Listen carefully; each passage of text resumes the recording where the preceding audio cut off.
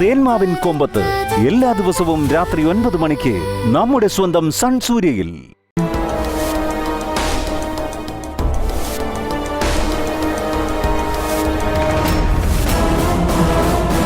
Kailash, if you don't mind, Priyan പറഞ്ഞ പ്രശ്നത്തിന് ഞാനൊരു സൊല്യൂഷൻ സജസ്റ്റ് ചെയ്യട്ടെ? അല്ല, കൈലാഷ് എന്തിനാ എന്നെ സംശയിക്കുന്നതെന്ന് എനിക്ക് മനസ്സിലായി. അവരെ ഞാൻ ഒരിക്കലും സഹായിക്കില്ലെന്ന് കരുതിയിട്ടല്ലേ. ഞാൻ പറയുന്നത് നീ ഒന്ന് കേട്ടു നോക്ക്. നിനക്ക് ഓക്കെ ആണെന്ന് തോന്നിയാൽ മാത്രം നീ യൂസ് ചെയ്താൽ മതി. നിനക്ക് എന്താ പറയാനുള്ളത്? പാർവതിയുടെയും പ്രിയന്റെയും റിലേഷൻഷിപ്പ് ഇപ്പൊ നീ അടക്കം എല്ലാവരും അംഗീകരിച്ചു കഴിഞ്ഞു. ഇതിനെക്കുറിച്ച് ഇപ്പോഴും അറിയാത്തത് പാർവതിയുടെ ഫാമിലിക്ക് മാത്രമാണ്. ഞാൻ ഗ്രാമത്തിൽ വെച്ച് തന്നെ ശ്രദ്ധിച്ചിട്ടുണ്ട്. പാർവതിയുടെ അച്ഛന് കൈലാഷിനോടൊരു പ്രത്യേകതരം റെസ്പെക്ട് ഉണ്ട്. അതുകൊണ്ടല്ലേ അദ്ദേഹം നിനക്ക് പാർവതിയെ കല്യാണം കഴിച്ചു തരാൻ തീരുമാനിച്ചത്. ജനഗണങ്ങൾ എന്നെ ബഹുമാനിക്കുന്നുണ്ടെന്ന് എനിക്കും അറിയാം. മുക്തിയുടെ പ്ലാൻ എന്താന്ന് പറ. കൈലാഷിന് ഹോസ്റ്റലിലേക്ക് ചെന്ന് പാർവതിയുടെ അച്ഛനോടും അമ്മയോടും കാര്യങ്ങളെല്ലാം സത്യസന്ധമായി ഒന്ന് അവതരിപ്പിച്ചൂടെ?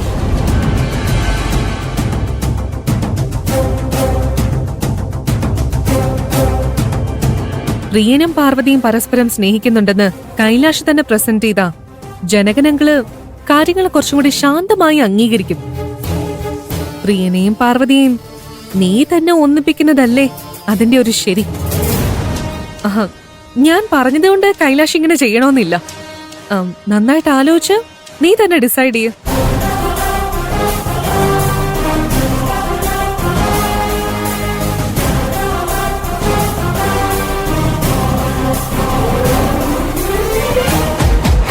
കൈലാഷിന് പാർവതിയും പ്രിയനെയും ഒരുമിപ്പിക്കാൻ തോന്നണേ. അങ്ങനെ സംഭവിച്ച അവളെ കൊണ്ടുള്ള ശല്യം അവസാനിക്കും.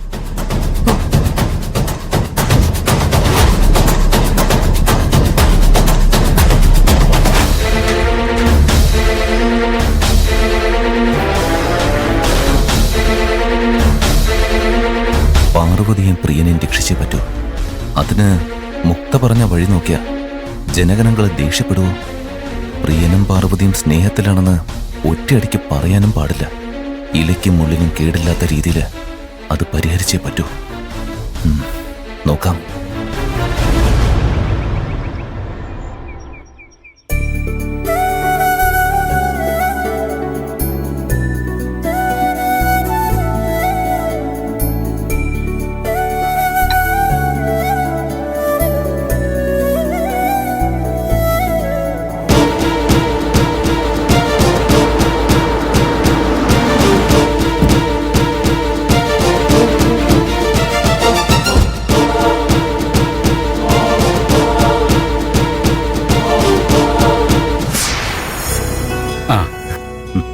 കൈലാഷോ, സുഖമാണോ മോനെ? ആ, സുഖമാണെങ്കിൽ. ആ, ഞാൻ കമ്പനി വന്ന് എല്ലാരെയും കല്യാണത്തിന് ക്ഷണിച്ചിരുന്നു. ആ, പ്രിയം പറഞ്ഞിരുന്നു. മോനെയും കുടുംബത്തിനെയും വീട്ടിൽ നിന്ന് ക്ഷണിക്കാമെന്നാ കരുതിയേ. അങ്കിൾ എന്തിനാ വെറുതെ ബുദ്ധിമുട്ടുന്നത്? ഞാൻ നേരിട്ട് വന്നില്ലേ. ക്ഷണക്കത്ത് എനിക്ക് തന്നാ മതി. അതല്ല മോനെ, കല്യാണത്തിന് നേരിട്ട് വേണ്ടേ ക്ഷണിക്കാൻ? ഡാഡി മമ്മിയും ഒരു ബന്ധുവിന്റെ കല്യാണം കൂടാൻ മുംബൈയിലേക്ക് പോയിരിക്കുക. ഓ, അവരോട് മറ്റൊരു പ്രധാനപ്പെട്ട കാര്യം കൂടെ സംസാരിക്കാനുണ്ടായിരുന്നു. എനിക്കറിയാം, എന്റെയും പാർവതിയുടെയും കല്യാണക്കാരുമല്ലേ.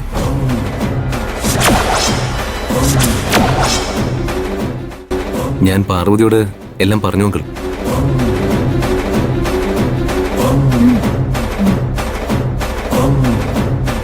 പാർവതിയുടെ മനസ്സിൽ എന്താണുള്ളതെന്ന് അറിയുന്നതിന് മുൻപാ ഞാൻ അങ്കിളിനെ കാണാൻ വന്ന. അത് എന്റെ തെറ്റാ. പാർവതിക്ക് എന്നെ ഒരു നല്ല ബോസായിട്ട് മാത്രമേ കാണാൻ കഴിയൂ. ഒരു നല്ല ഭർത്താവായി കാണാൻ കഴിയില്ല. പാർവതി സ്വപ്നം കാണുന്നത് സന്തോഷം നിറഞ്ഞ ഒരു സാധാ ജീവിതമാണ്. എന്റെ കാശും പദവിയും ഒക്കെ കണ്ട് പാർവതിയുടെ തീരുമാനം മാറിയില്ല. ഇവളെന്റെ മോളല്ലേ, കാശല്ല മനസ്സു പറയുന്നതേ ഇവൾ കേൾക്കൂ. ഓ, സമാധാനമായി. ഇനി പാർവതിയും കൈലാഷും തമ്മിലുള്ള കല്യാണക്കാര്യം പറഞ്ഞാലും വരില്ലല്ലോ. കൈലാഷിനോട് പറഞ്ഞത് തന്നെയാണ് എനിക്ക് നിന്നോടും പറയാനുള്ളത്. നിന്റെ ആഗ്രഹം എന്താണെന്നറിയാതെ ഞാനൊരു തീരുമാനം എടുക്കില്ല.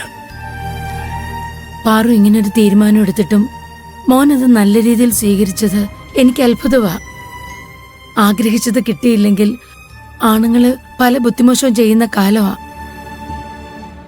പാർവതിക്ക് എന്നെ ഇഷ്ടമല്ലെന്നത് ആദ്യം എനിക്ക് അംഗീകരിക്കാൻ പറ്റിയില്ല. പക്ഷേ പിന്നീടാണ് പാർവതിയുടെ മനസ്സിൽ മറ്റൊരാൾക്ക് സ്ഥാനം കൊടുത്തുവെന്ന് ഞാൻ മനസ്സിലാക്കിയത്.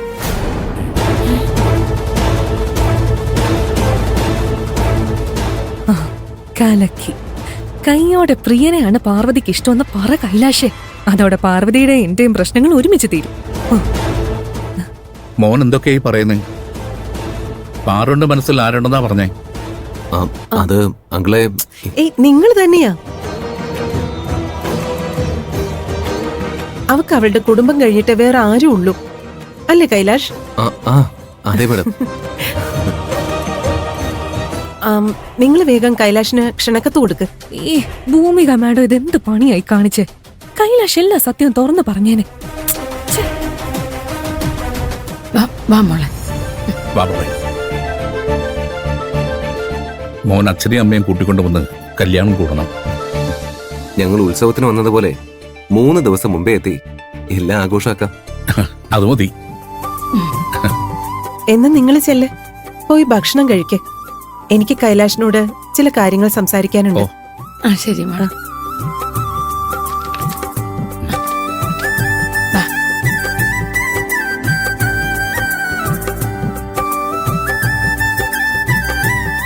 സർ ചായ. ചേട്ടാ, ഞാൻ കഴിഞ്ഞ തവണ വന്നപ്പോ ചേട്ടനോട് ഒരുപാട് മോശമായിട്ട് പെരുമാറി. I am sorry. അതൊന്നും സാരമില്ല സാർ, ഞാൻ അതൊക്കെ അപ്പോഴേ മറന്നു. കൈലാഷ് ഇരിക്ക്.